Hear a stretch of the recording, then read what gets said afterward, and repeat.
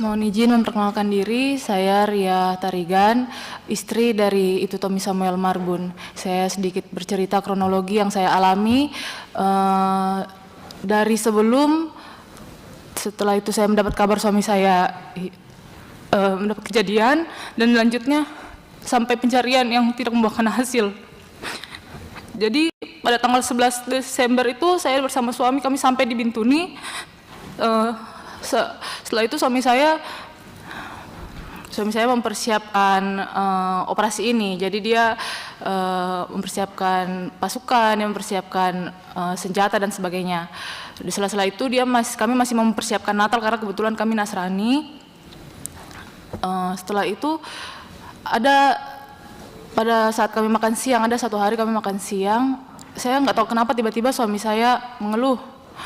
Sambil saya suapi, dia bilang, aduh, didesak-desak terus ini. Terus saya bilang, sama siapa? Sama Kapolres, karena sebelum TR keluar. Dia bilang seperti itu penyampaiannya kepada saya. Mengejar Bapak Kapolres, penyampaian suami saya ke saya, mengejar Kapolres, mengejar Kombes. Penyampaian seperti itu. Selanjutnya, hari-hari berjalan seperti biasa, suami saya mempersiapkan pasukan. Tanggal 15 Desember, di pagi hari, suami saya sempat mau ajak saya bicara empat mata. Tapi itu karena berhubung jam makan siang, dan saya lagi di dalam mobil, kondisinya saya sudah mau pergi sama anak saya, mau beli makan. Di situ dia bilang, sini mami ngobrol empat mata dulu. Terus saya bilang, sabar, nanti pulang dari bis beli makan kita ngobrol, aku bilang gitu kan. Terus habis itu pulang dari beli makan, ternyata dia sudah tidak ada, pergi keluar. Sorenya dia pulang, terus saya tanya, tadi mau ngobrol apa? Tapi dia bilang, nggak jadi katanya. Terus dia bilang, mami nanti kirim uang transfer ya, 30. Terus saya protes kan, uang transfer apa lagi? Terus dia bilang, habis ini didesak-desak tapi tidak kasih modal. Yang di situ saya duga pembicaraan suami saya itu ditujukan oleh Kapolres. Terus setelah itu berlanjut, saya telepon mertua saya untuk suami saya mau berpamitan kan, mau pergi, kita berdua bersama. Di situ yang buat saya agak merasa kenapa ya? Soalnya setelah berdoa, Bu, suami saya sedikit. Tadi uang transfer itu untuk apa, Bu? Bisa dijelaskan lebih lanjut lagi? Suami saya infonya bilang ke saya untuk uang transportasi mobil Hilux untuk naik ke operasi ini, untuk menjalankan operasi. Di situ makanya saya protes kenapa pakai uang pribadi untuk menjalankan operasi. Terus setelah itu kami berdoa. Di situ suami saya kan sudah biasa masuk hutan, tapi di sini pas kami berdoa kenapa dia seperti menangis. Terus saya bilang, papi takut, kau takut nggak usah pergi, saya bilang begitu. Terus dia cuma ketawa-ketawa, dia cuma senyum-senyum ketawa, dia bilang tidak seperti itu. Terus dia pamit bersama keluarga, dia pergi ke rumahnya Pak Roland sebagai titik kumpul di sana. Terus saya dapat chat sekitar jam 8 malam. Di situ suami saya chat, bilang, mami ini nanti transfer ke sini ya uang transportnya. Dia kirim nomor rekening kan, sudah saya transfer ke sana. Setelah itu suami saya memang sempat singgah sekitar jam 10 atau 11 malam itu sempat singgah ke rumah. Tapi cuma ambil kebutuhan baju, setelah itu langsung pergi. Setelah itu suami saya sempat bilang nanti kalau ada sinyal baru dikabarin. Selanjutnya tanggal 18 itu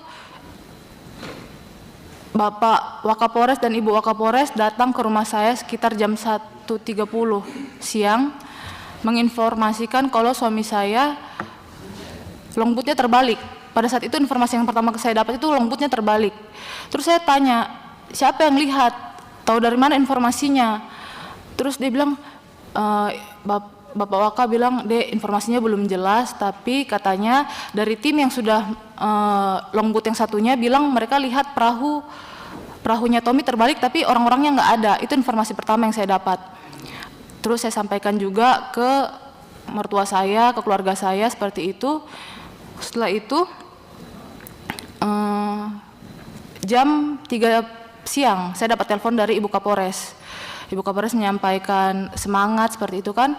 Terus hal pertama yang saya pikirkan pada saat itu adalah helikopter dan drone untuk penyelamatan nyawa suami saya. Itu hal pertama yang saya pikirkan. Saya minta, Mbak, saya mohon Mbak, mungkin bisa bilang ke Abang, helikopter sama drone Mbak secepatnya, saya bilang seperti itu. Dan diiyakan, iya Dek, nanti Mbak sampaikan ke Abang katanya. Tapi saya tunggu sampai sore tidak ada informasi, jadi akhirnya keluarga inisiatif lah. Saya inisiatif, saya hubungi adik ipar saya dan dibantu juga teman-teman letting. Pada saat itu teman-teman letting yang mencari helikopter. Singkat cerita, akhirnya karena saya pada saat itu masih sangat bersedih, akhirnya saya kasihlah nomor junior saya, Chris, yang pada saat itu katanya dia sudah jalan bersama Pak Kapolres menuju posko pencarian. Sudah setelah itu saya kasih nomornya Chris, maksudnya saya itu supaya dikoordinasikanlah helikopter ini, maksudnya seperti itu. Tapi saya tidak tahu, malamnya saya dapat informasi heli di cancel. Saya tidak tahu sebelumnya heli di cancel itu alasannya apa. Terus lanjutnya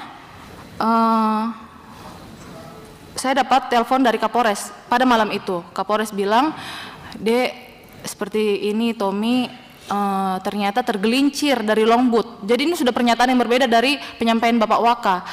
Terus saya tanya, tergelincir gimana Bang? Masa nggak ada yang lihat? Masa nggak ada yang tolong? Itu penyampaian saya. Terus Bapak Kapolres bilang, iya Abang kurang tahu gimana, tapi si Tommy ini duduk di belakang longboat, duduk paling belakang, terus mungkin dia salah pijak apa gimana, jadi dia tergelincir dan nggak ada yang lihat. Itu penyampaian pada saya. Itu juga yang saya sampaikan ke keluarga, oh ternyata dia tergelincir. Terus setelah itu lanjut tanggal 19, jadi itu belum ada pencarian. Pada tanggal 18 itu sampai malam belum ada pencarian. Lanjutnya tanggal 19 itu karena tanggal 18 itu heli di cancel, saya belum tahu alasannya apa, akhirnya keluarga inisiatif cari sewaan pesawat kecil. Itulah yang saya pakai tanggal 19 untuk pencarian via udara. Tanggal 19 di atas saya naik pesawat pagi itu sambil keliling TKP itu saya lihat memang ada 3 longboat di bawah yang menuju TKP. Di situ pada saat saya naik pesawat itu memang saya tidak melihat ada tanda-tandanya hanyut, karena itu pesawat juga sudah terbang rendah, tapi saya tidak ada tanda-tanda hanyut. Selanjutnya tanggal 20, di sini baru mulai kejanggalan-kejanggalan saya rasa. Tanggal 19 saya sempat tanyakan ke Bapak Waka, Bapak kira-kira helikopter perbantuan dari dinas sudah kapan ya, ada infonya belum ya? Karena belum ada infonya, akhirnya saya hubungi lagi ke teman, bisa nggak ini helikopter buat tanggal 20 pencarian besok. Terus habis itu dari bagian helinya bilang gini, Mbak, kalau kayak gitu DP dulu, nanti di cancel lagi. Terus saya bingung, siapa yang cancel? Tanda tanya saya kan, karena saya nggak ada cancel, tapi nanti di cancel lagi. Akhirnya saya di situ saya mentransfer uang untuk heli untuk tanggal 20. Setelah tanggal 20 saya ikut pencarian. Pertama helikopter sewaan kami keluarga dengan dinas ternyata sudah sampai tanggal 20 itu. Bapak saya ikut di sana pas pencarian pagi. Terus setelah itu pencarian saya kurang tahu, itu nanti mungkin dijelaskan Bapak saya untuk tanggal 20-nya itu. Setelah itu sorenya heli kembali.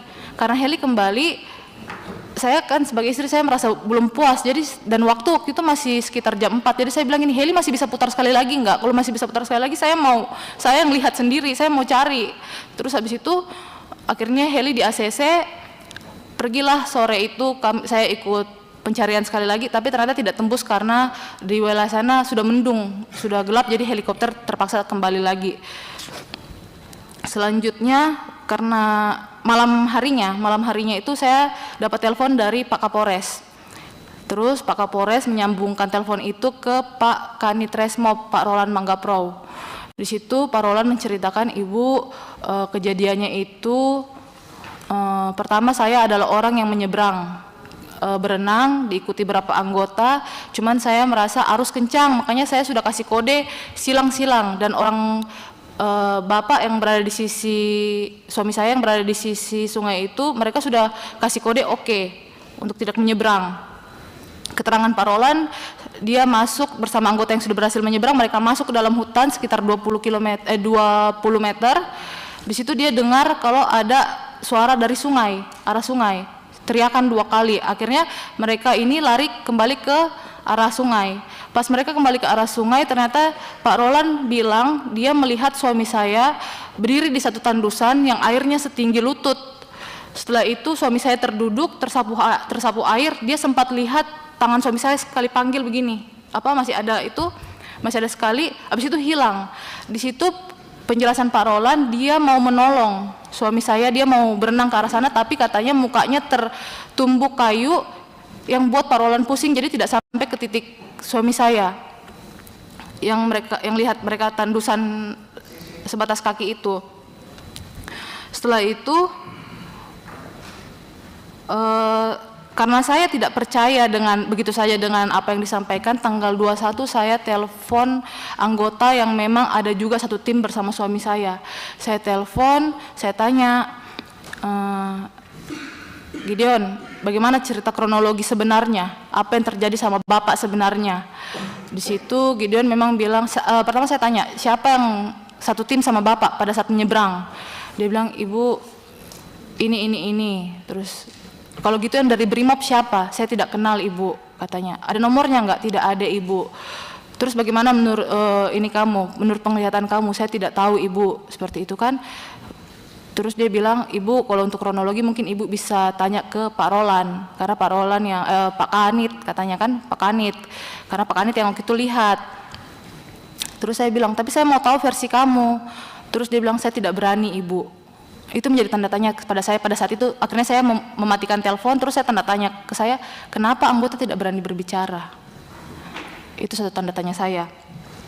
Terus selanjutnya tanggal 22 Desember saya mau ikut pencarian suami saya.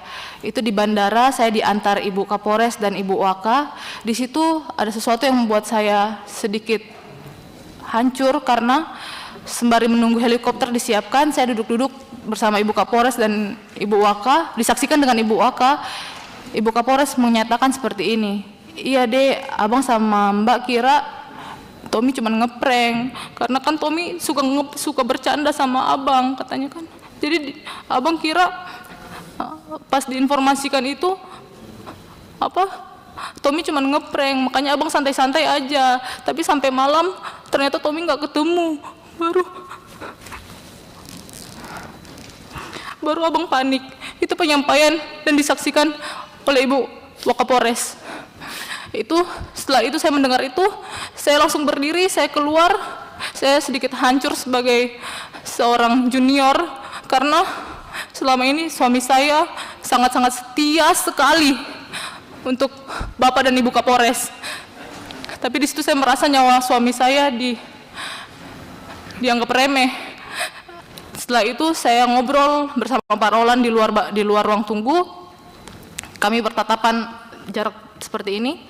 Saya tanya Pak Roland, bagaimana Pak Roland? Terus iya Ibu begini. Terus saya lihat kan, karena penyampaian Pak Roland kan katanya dia mau menolong suami saya, tapi mukanya tertumbuk kayu. Jadi saya pikir berarti kalau itu minimal pasti ada bekasnya. Harus kayu besar dong yang buat kita pusing sampai tidak bisa melakukan pertolongan. Saya lihat mukanya, saya perhatikan. Di situ saya tidak mendapatkan tanda lecet atau memar sedikit pun. Setelah itu saya lanjut naik helikopter. Kami diturunkan di posko. Dari posko kami pergi ke daerah mau untuk naik longboat. Dari situ kami pergi ke Muara Rawara. Kali Rawara ini dia jaraknya dari TKP ke Kali Rawara itu sekitar kurang lebih 10 jam. Jadi masih jauh sekali. Kami di situ di drop naik longboat. Kami di situ melakukan prosesi adat, dan ada pencarian sedikit di area sekitar. Setelah itu sampai sore hari akhirnya saya balik karena saya ada anak kecil, jadi saya tidak bisa terlalu malam sampai di sana. Saya pulang. Selanjutnya tanggal 22 Desember. Jadi tanggal 21, 22 Bapak saya melanjutkan pencarian bersama Bapak Kapolres. Itu saya di rumah saja. Tanggal 22 saya dapat voice note dari Ibu Kapolres. Kalau berkenan didengarkan, biar saya dengarkan. Di situ pernyataan dari Bapak Kapolres menyampaikan bahwasannya mereka yang ada di TKP itu hampir disanggung oleh KKB. Terus di situ karena pas pada saat itu bapak saya juga ada di situ, saya cross check lah ke bapak saya, Pak, benar nggak ini yang disampaikan Bapak Kapolres kepada keluarga? Di situ bapak saya bilang ini, oh tidak, itu tuh cuman penglihatan spiritual, cuman penglihatan paranormal. Tapi itu yang disampaikan ke keluarga. Kalau berkenan saya mau dengarkan. Ya, silakan Bu.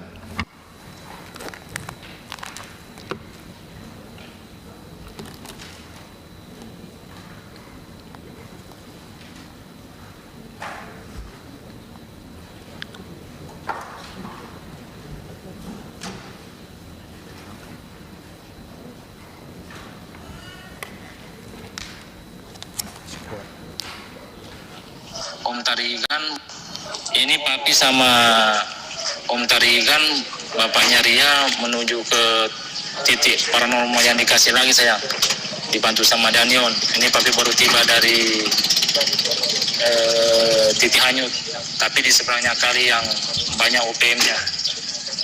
Semalam bermalam di sana dan kita hampir disanggung sama 5 OPM. Makanya Papi langsung pulang karena ada 4 orang sipil. Nanti ketembak, Papi diserahkan lagi. Jadi sampaikan sama Ria kayak gitu dan bapaknya menyaksikan sendiri saya. Dan hal ini juga disampaikan ke masyarakat-masyarakat. Yang membuat saya kecewa juga adalah itu sangat berpengaruh sekali Bapak untuk pencarian suami saya, karena masyarakat yang tadinya mau membantu untuk pencarian semuanya mundur karena takut. Itu yang buat saya juga kecewa, kenapa Bapak Kapolres seperti itu, sedangkan suami saya selama ini sangat bekerja dengan sepenuh hati. Selanjutnya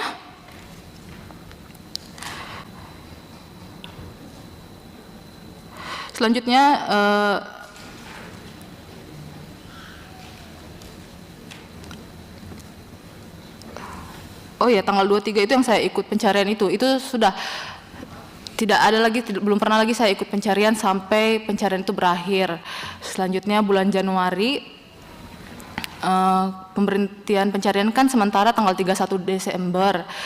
Kapolres menjanjikan kepada pihak keluarga akan ada pencarian tahap 2. Terus keluarga kami menunggulah akhirnya kan. Pada saat itu Pak Kapolres bilang, nanti ya Dek, ini habis paparan, nanti ada informasinya kami sampaikan. Tapi ternyata hasil paparan juga tidak disampaikan kepada keluarga. Terus saya tanya ke Bapak Kapolres, Pak, kira-kira bagaimana pencarian tahap selanjutnya? Di situ Pak Kapolres bilang, Dek, nanti tunggu sprint dari Kapolda. Selanjutnya saya sempat akhirnya menchat Bapak Kapolda, izin Bapak, saya mau bertanya soal kelanjutan pencarian suami saya. Soalnya di sini Bapak Kapolres mengatakan menunggu sprint dari Bapak. Di situ Bapak Kapolda memang menjawab sprint yang lama masih berlaku. Itu sudah saya sampaikan juga ke Bapak Kapolres, tapi Pak Kapolres bilang nggak bisa Dek, karena itu kan tanggal 31 batas sprint. Akhirnya oh ya sudah, Pak Kapolres bilang tunggulah Dek ya, nanti diinfokan. Baik Bang, saya bilang pada saat itu. Terus selanjutnya dibilang, Dek, nanti hari Jumat nanti Dek, di bulan Januari itu melakukan pencarian lagi. Siap. Hari Jumat kok diundur lagi, dibilang Dek nanti hari Senin lagi Dek, gitu kan, diundur-undur terus sampai tidak ada kejelasan. Akhirnya saya datang ke Polres pada tanggal 21 Januari, saya bertanya ke Bapak Kapolres soal sprint, tapi memang tidak mendapatkan jawaban. Tanggal 31 akhirnya saya turun ke tanggal 23 akhirnya saya turun ke Polda, bertemu dengan Bapak Kapolda, memang disambut dengan baik dan didengarkan apa yang permintaan keluarga, dan kami hasil dari perbincangan kami pada saat itu disepakati bahwasanya akan keluar sprint 1 minggu untuk pencarian suami saya kembali. Itu sprintnya kalau tidak salah dari tanggal 27 sampai 31 Januari harusnya. Setelah itu Bapak Kapolda juga sempat menyampaikan kalau sesuai aturan itu kalau misalnya suami saya hilang, benar-benar hilang tanpa jejak, tidak ada kejelasan lagi, nanti penetapan statusnya itu tanggal 19 Desember 2025. Saya sempat tanya statusnya apa ya Pak kalau seperti itu, dibilang hilang dalam tugas. Tapi kan kalau seperti itu saya kan punya anak kecil, Kalau hilang dalam tugas saja seperti itu, mana? Saya harus jelasin apa? Kalau mau bilang suami saya udah almarhum, mana? Saya mau tunjukin ke anak saya makam bapaknya, gimana? Tidak ada kejelasan kan? Kalau cuman dari dinas menyatakan hilang dalam tugas seperti itu. Makanya saya waktu itu memang saya sempat mohon kepada Bapak Kapolda, tolong Pak keluarkan sprint karena anak saya butuh kejelasan. Kalau misalnya ternyata suami saya masih hidup dan dia lagi bertahan di hutan bagaimana? Karena selama 2 minggu itu helikopter bolak-balik tidak ada tanda-tanda jasad atau mungkin potongan baju atau potongan tubuh, karena kan kita berpikir secara rasional. Kalau orang tenggelam itu minimal 4 hari pasti ngambang, apalagi kalau 2 minggu pasti sudah potongan tubuh pasti sudah naik. Tapi selama 2 minggu bapak saya mereka lewat helikopter, lewat udara bolak-balik itu tidak menemukan tanda-tanda adanya jasad atau potongan tubuh. Itu yang membuat saya, bagaimana kalau misalnya suami saya ternyata terdampar dan dia sekarang lagi berusaha bertahan hidup karena tidak ada pencarian sampai sekarang di TKP. Bagaimana kalau seperti itu? Terus setelah itu mungkin untuk nanti pencarian tahap 2 bisa dijelaskan sama bapak saya karena bapak saya yang ikut serta di dalam pencarian tersebut. Terus yang buat saya juga sedikit bagaimana ya, kecil hati karena ibu-ibu anggota reskrim datang ke rumah memberikan support, itu sangat manusiawi dan wajar menurut saya. Memberikan support, mereka ikut dalam tim doa seperti itu. Kenapa suami-suami mereka dipanggil Bapak Kapolres, dimarah, dilarang untuk ke rumah saya lagi? Kenapa? Padahal kan mereka datang ke rumah saya untuk memberikan support, itu sangat manusiawi. Dan lagi saya juga mendapat informasi aduan dari beberapa bayangkari yang ada di sana, dibilang ini, ibu kami masa memposting ibu di Facebook atau di mana gitu untuk memberikan support, kok kami diancam ya, dibilang nanti suaminya mau dimutasi. Seperti itu yang makanya, saya salah apa ya, saya ini masih bayangkari aktif loh. Dan pada saat suami saya masih ada, kegiatan bayangkari semua saya ikut dengan baik, saya jalankan dengan baik. Tapi kenapa di saat seperti ini, bahkan datang ke rumah saya saja dilarang? Kenapa? Ada apa? Itu yang menjadi tanda tanya saya sebagai istri dan bayangkari yang masih aktif. Seperti itu Bapak, terima kasih. Ada lagi dari pihak keluarga? Oh, tambahan sedikit Bapak, mohon maaf, saya juga diserahkan, saya lupa mungkin sekitar tanggal 22-an, sekitar tanggal 20 lah, HP suami saya dikembalikan, baju bekas dan dalaman suami saya dikembalikan, dan rompi suami saya juga dibalikan. HP suami saya itu dalam kondisi diklip anti air. Itu semua barang-barang kembali pada saya. Dan senjata pendeknya sekarang masih sampai hari ini masih di Polres, belum dikembalikan kepada keluarga. Senjata panjangnya ada dia pakai. Terima kasih. Oke. Ini cukup menarik ya. Tadi barang-barang yang